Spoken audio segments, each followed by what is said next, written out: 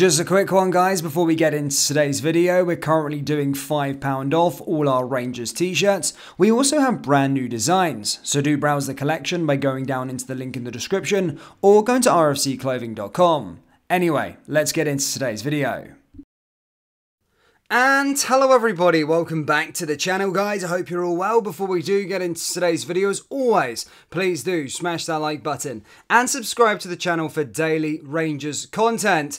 Guys, we're so close to 25,000 subscribers now, our goal for the summer transfer window. So if you haven't already, hit the big red button, please do so. We'll keep you on the straight and narrow with everything with regards to Rangers Football Club this summer. Guys, it's been a bit quiet over the last week or so with regards to sort of transfers on the incomings and outgoings front, really. Look, we all know the state of play for Rangers this summer. We know they're going to be having more players coming through the door and need more players coming through the door.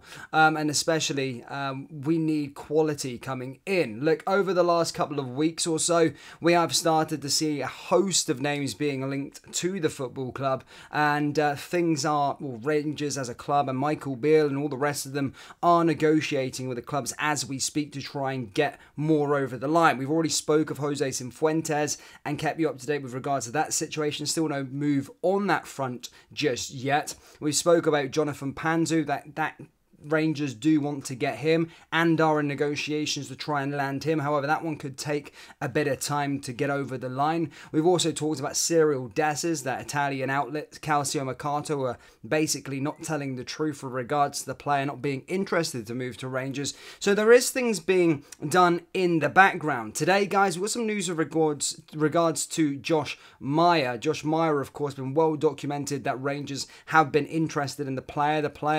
There was drama surrounding his sort of situation and his future. He is a striker that plays for Bordeaux. However, within his contract, it basically said that he would be available for free if the club didn't get promoted.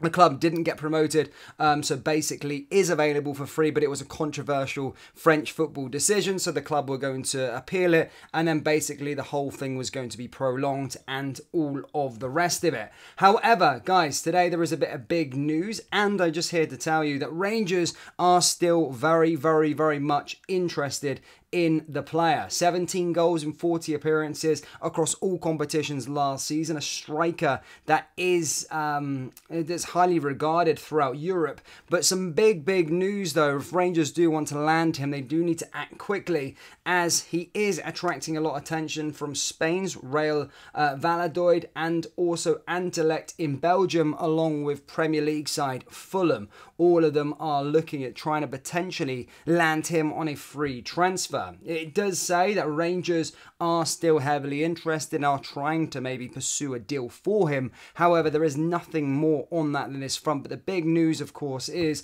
that more teams have entered the race for his signature. This is a player that I do want to see at Rangers this summer. I think it's a player that would thrive under Michael Beale and a player with some good numbers within his game also. So this is one I really do think that Rangers shouldn't be sleeping on, especially as a free transfer. I'd be really happy with that signing. But yeah, nothing yet on that one just yet in terms of any more developments with Rangers. All I'm being told is that Rangers are very much still interested, and more clubs have entered the race for a signature, that being Fulham, Anderlecht and Real Valladolid.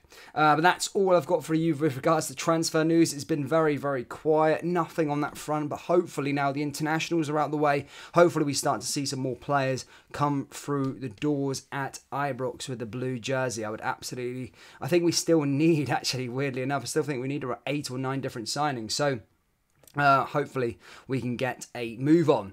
In other news, Rangers are also set to announce another pre-season friendly. We've already spoke, or you already know about, Newcastle United, Hamburg and Hoffenheim, who Rangers are going to be playing in the summer. We're starting to get the state of play for the summer fixtures. Now everything's coming to fruition. However, it looks as though Rangers are going to host yet another one. This is quite an exciting one as well, and that being Olympiacos in a friendly tie. And I quite like this one because we always play against these sorts of teams. Sometimes we go against Blackpool and all the rest of it. I know it's about getting the ball rolling, but I think Olympiacos would be a perfect game actually, because they're usually a team that you can come up against in those Champions League qualifiers. And sometimes Scottish teams, not so much Rangers, do get caught out in the qualifiers. So I think it's important to maybe play against those opposition and try and sort of practice before. And I like the idea of an Olympiacos, but it does look like the Olympiacos are going to be coming to Ibrox.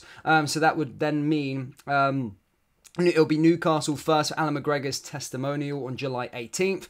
Then we'll play Hamburg at Ibrox on July 22nd. And now, as I said, it appears that Rangers will host Greek giants Olympiacos at Ibrox as well. Of course, we're going on a trip to Hoffenheim as well. So yeah, exciting stuff with that regard. Hoffenheim being on July 29th. But yeah, things are starting to shape up. And then, of course, after these friendlies, it'll be straight into those Champions League qualifiers that we were touching upon. Third qualifying round and hopefully the playoff round should Rangers get there. So as I said, you can start to see things take shape. And the first time we'll see our boys back in action with a new squad, hopefully will be July 18th. So a little less than a month to go. Really, really excited with that regard. Now, moving on to other news. Rangers, of course, appointed a new club doctor. Now, this is a funny old story because injuries have been our problem as of late. To see this man rock through the door again, Dr. Mark Waller, is quite good hearing. So hopefully we can go back to the days where we're not burdened with injuries constantly. But as I said, Rangers did announce the 65-year-old, of course, worked as the doctor at Rangers a number of years back and has had a 17-year stint at Liverpool before moving to Rangers, and then he's obviously been around Aston Villa, Hull City and England under-21s. Upon his appointment, he said, "I'm delighted to return Rangers as Director of Medical and Performance. The club holds a special place in my heart after the journey we embarked on as a team back in 2018. And I look forward to working closely with the manager and the entire backroom team as we continue our preparations for what promises to be an exciting campaign. The responsibility that I feel as the Director of Medical and Performance at this great club is immense, and I'm hugely optimistic about what the future holds on both on and off the pitch."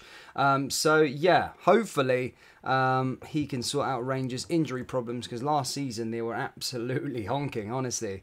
It was so frustrating. But yeah.